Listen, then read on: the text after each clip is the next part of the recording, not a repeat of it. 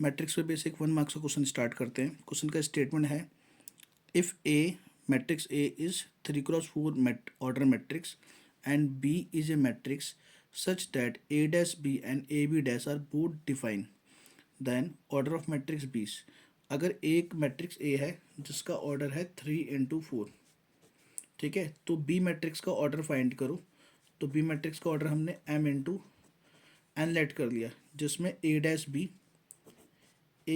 B define है और A B dash B define है, ठीक है।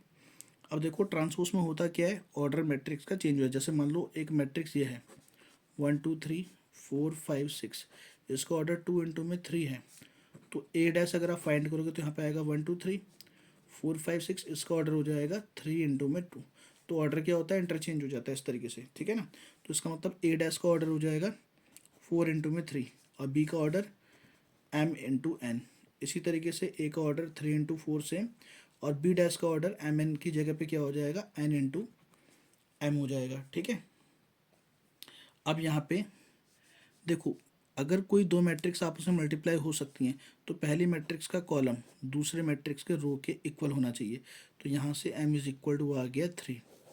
इसी तरीके से यहाँ पे भी पहली मैट्रिक्स का रो कॉलम दूसरे मैट्रिक्स के रो के इक्वल होना चाहिए, मतलब कि 4 हो गया n, तो n आ गया 4, ठीक है। अब b का ऑर्डर क्या था हमारा, m×n, तो इसका ऑर्डर हो जाएगा हमारा b का 3×4, ठीक है। तो 3×4 इसका फाइनल आंसर हो गया, मतलब जो आपसे ऑर्डर पूछा हुआ है इसका, ठीक है।